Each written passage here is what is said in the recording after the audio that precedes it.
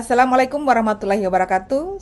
Bertemu kembali dalam video pembelajaran manajemen strategi. Setelah sebelumnya kita membahas terkait konsep manajemen strategi, dalam hal ini terkait dengan definisi dan ruang lingkup manajemen strategi. Di video kali ini kita akan membahas tahap selanjutnya, yaitu perumusan visi, misi, nilai, dan tujuan organisasi, di mana perumusan visi, misi, nilai, dan tujuan organisasi ini merupakan jantung dari organisasi itu sendiri yang akan menentukan arah dan tujuan jangka panjang organisasi sekaligus membentuk karakter dan budaya organisasi. Yuk simak videonya sampai akhir ya. Kita akan mulai dengan pembahasan terkait perumusan visi dan misi organisasi, di mana perumusan visi dan misi organisasi ini sendiri masuk dalam tahapan formulasi organisasi atau strategi formulation. Artinya, seorang manajer sebelum merencanakan strategi, dia terlebih dahulu harus memiliki visi dan misi yang jelas, karena strategi yang akan dibuat ini harus mendukung visi dan misi tersebut.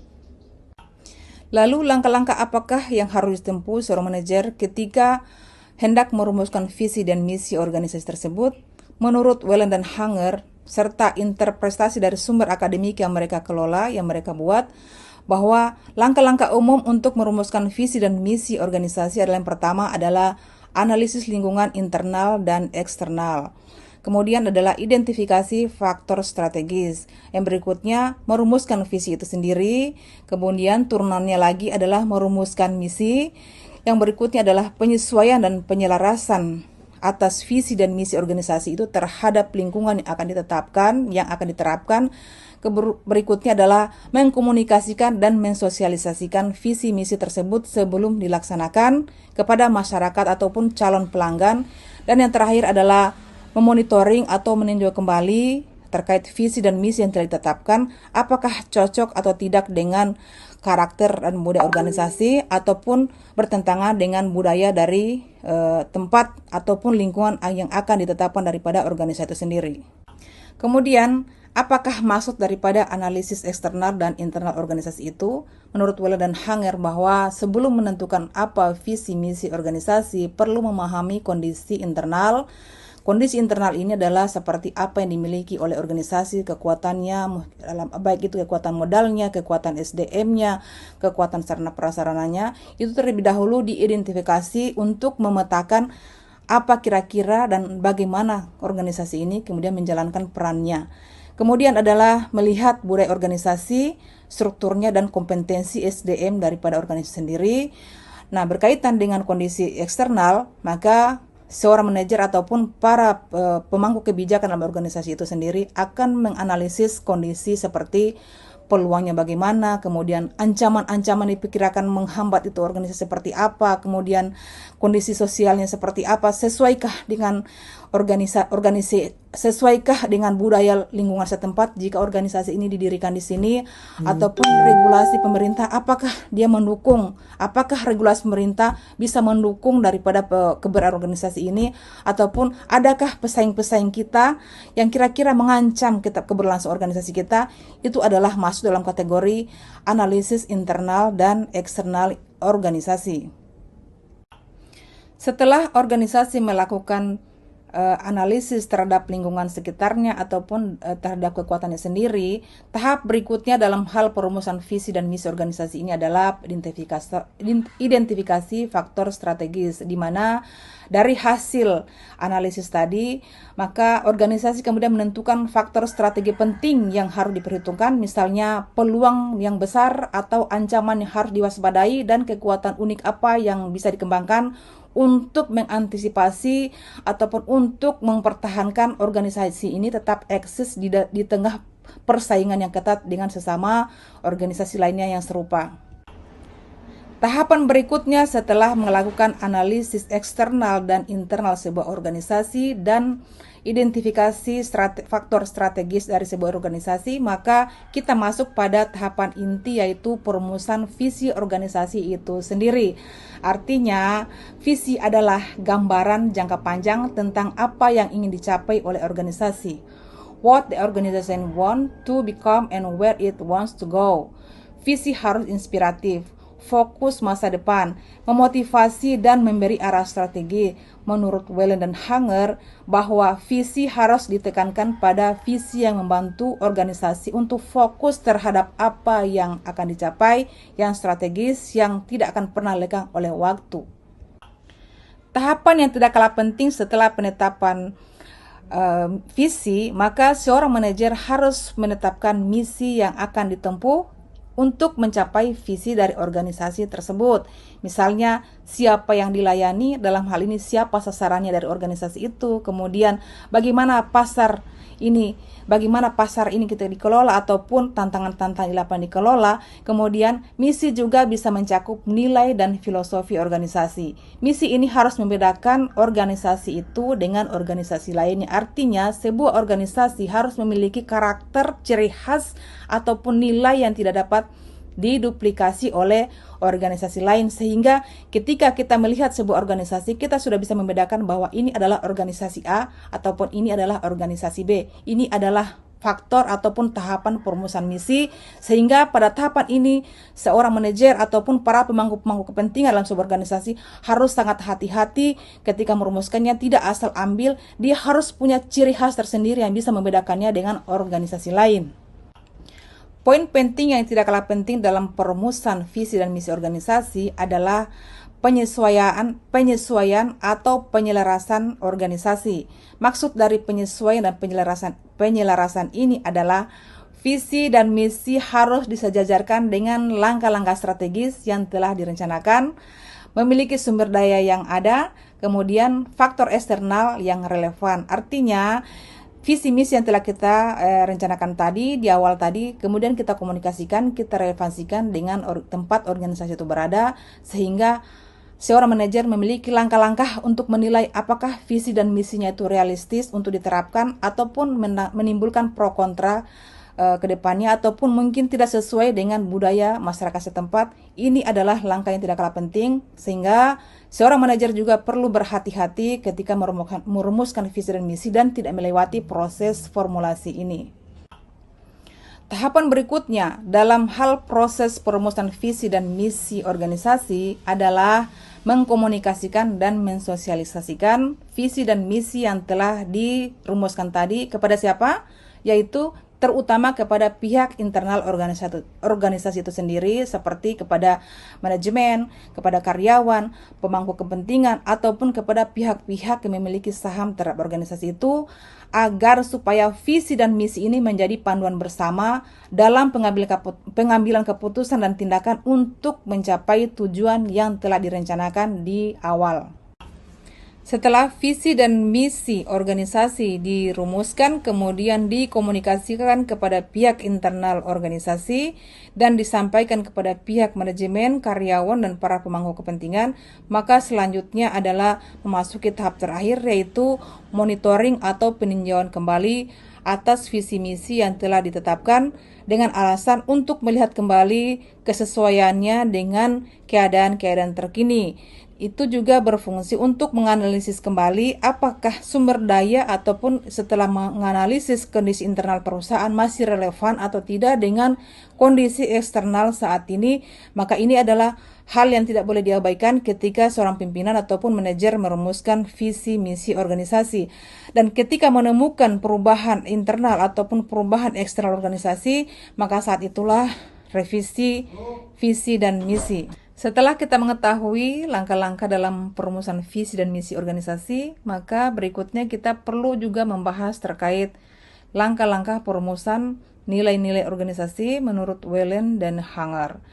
Tapi sebelum kita masuki langkah-langkahnya, kita perlu mengetahui apa sih sebenarnya nilai organisasi. Nilai organisasi menurut Wellen dan Hanger bahwa adalah bagian dari arah organisasi yang bersama-sama dengan visi, misi, tujuan, dan strategi organisasi. Nilai menjadi norma atau prinsip yang mengarahkan perilaku organisasi dan individu di dalamnya.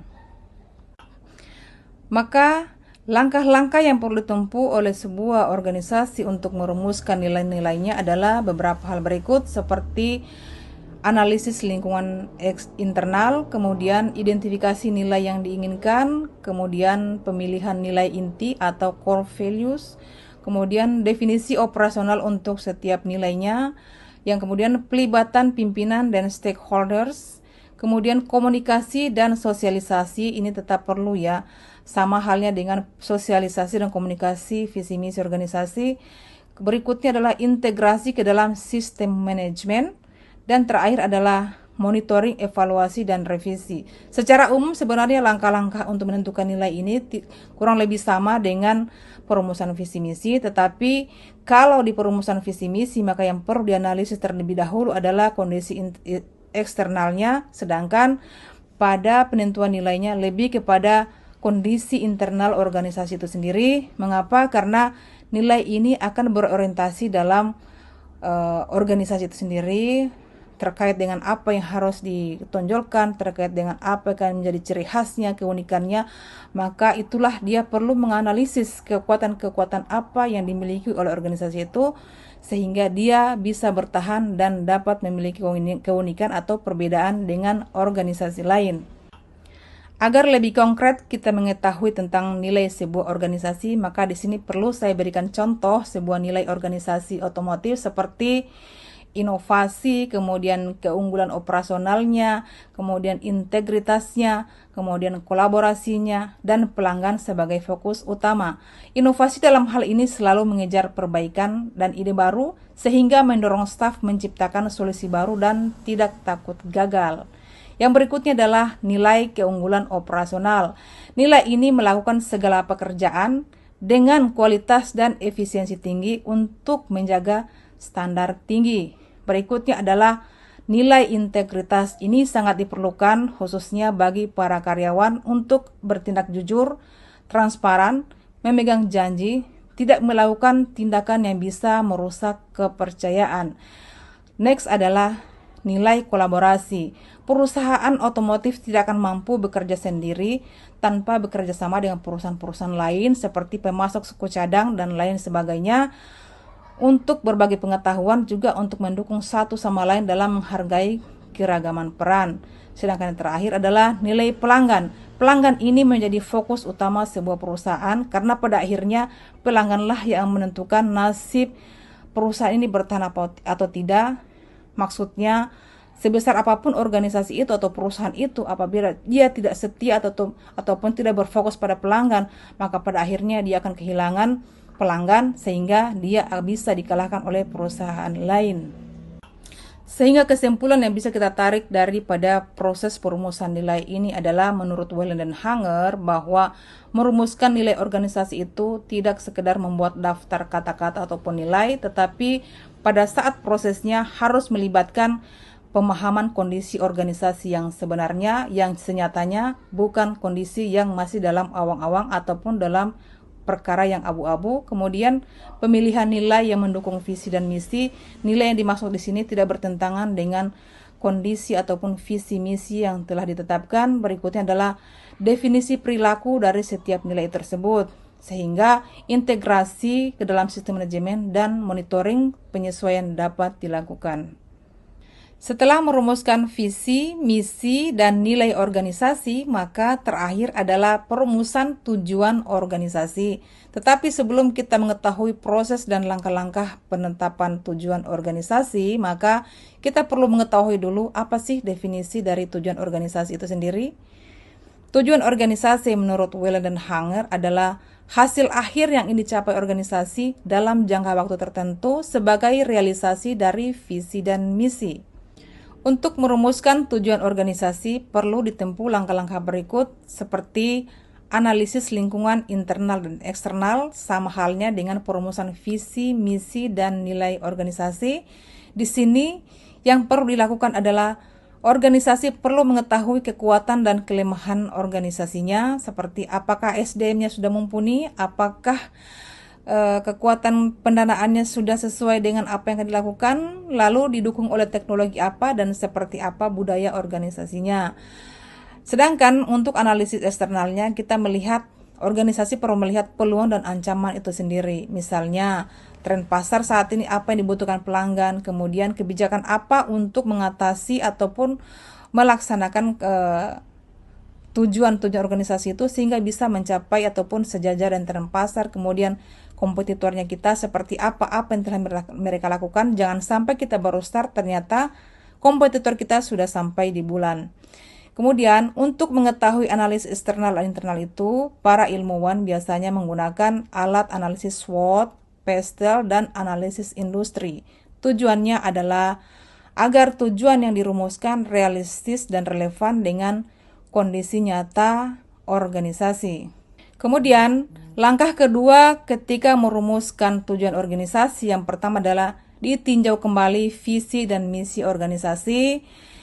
Artinya, tujuan yang akan ditetapkan ini harus selaras dengan visi misi organisasi. Seperti contoh, visinya adalah menjadi universitas berdaya saing internasional, maka misi yang harus diemban adalah meningkatkan kualitas pendidikan, penelitian, dan pengabdian, sehingga tujuannya adalah meningkatkan publikasi internasional dosen sebesar 20% dalam 2 tahun. Next, langkah ketiga yang akan ditempuh oleh organisasi dalam menentukan tujuannya adalah menentukan bidang prioritas. Dalam hal ini, kira-kira tahun pertama dia akan melakukan apa, tahun berikutnya dia harus mencapai apa, dan selanjutnya. Sehingga organisasi dapat menganalisisnya seperti pengembangan SDM-nya tahun ini sudah seperti apa untuk mencapai tujuan ini, kemudian inovasi produk ataupun jasa kita sudah seperti apa. Ini sangat perlu kita oleh organisasi agar tujuan-tujuan itu dapat dicapai dengan baik tanpa hambatan. Langkah berikutnya dalam perumusan tujuan organisasi adalah merumuskan tujuan itu harus berdasarkan prinsip SMART. Prinsip SMART ini adalah singkatan dari specific, measurable, achievable, relevant, dan time bound. Artinya, spesifik itu jelas dan fokus pada suatu hasil tertentu, kemudian measurable dapat diukur dengan indikator kuantitatif dan kualitatif, kemudian achievable dapat dicapai dengan sumber daya yang ada, relevan artinya relevan dengan visi, misi, dan strategi organisasi, sehingga time bound-nya ini adalah ada batas waktu yang dipastikan untuk mencapai tujuan tersebut. Contoh dari tujuan SMART adalah meningkatkan kepuasan pelanggan dari 80% menjadi 90% dalam 12 bulan ke depan. Langkah yang tidak kalah penting ataupun fase yang tidak kalah penting dalam perumusan tujuan organisasi adalah melibatkan pemangku kepentingan atau stakeholders. Menurut Whelan dan Hanger, menekankan pentingnya partisipasi pimpinan dan manajer dalam perumusan tujuan. Hal ini membangun komitmen, rasa memiliki, dan tanggung jawab bersama. Tujuan daripada melibatkan pemangku kepentingan ini adalah untuk meningkatkan efektivitas pelaksanaan dan meminimalkan resistensi terhadap perubahan. Langkah yang perlu ditempuh juga ketika merumuskan tujuan organisasi adalah menetapkan indikator kinerja, yaitu untuk meningkatkan produktivitas karyawan, kemudian indikator outputnya per karyawan per bulan itu harus ditetapkan 10% atau 15%. Sedangkan langkah berikutnya adalah menyusun rencana aksi atau action plan. Setelah tujuan indikator ditetapkan, maka buat rencana kerja berisi langkah-langkah pelaksanaannya, kemudian siapa penanggung jawabnya, kapan akan dilaksanakan, sumber daya apa yang harus dibutuhkan untuk mencapai tujuan tersebut. Dan langkah terakhir adalah mengevaluasi dan penyesuaian. Tujuannya perlu dievaluasi secara berkala untuk memastikan apakah masih relevan dengan kondisi organisasi dan lingkungan, ataupun apakah perlu disesuaikan lagi atau diperbaharui. Jadi, penentuan tujuan itu telah ataupun perlu melewati langkah-langkah seperti yang saya jelaskan tadi. Dari pembahasan tadi terkait dengan langkah-langkah perumusan tujuan organisasi, tentunya kita perlu mengetahui apa sih manfaatnya dengan menentukan tujuan organisasi.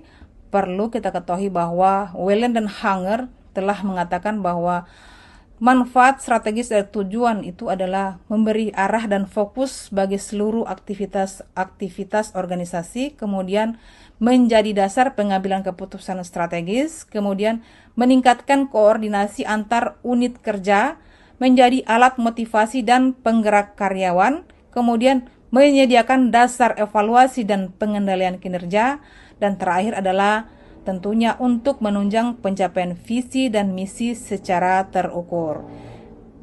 Demikianlah pemaparan kami terkait dengan tahapan-tahapan perumusan visi, misi, nilai, dan tujuan organisasi. Semoga video pembelajaran ini dapat memberi manfaat kepada para pelajar yang sedang menempuh pendidikan baik itu strata 1, strata 2, ataupun strata 3 di bidang manajemen, ataupun menjadi masukan juga buat para pemangku kepentingan sehingga dalam menjalankan organisasinya dapat berjalan sesuai dengan apa yang diharapkan. Terima kasih atas atensinya yang masih menonton sampai akhir. Kami ucapkan terima kasih, semoga video ini dapat menjalin silaturahim, memberi manfaat dan pengembangan ilmu dalam manajemen strategi. Assalamualaikum warahmatullahi wabarakatuh.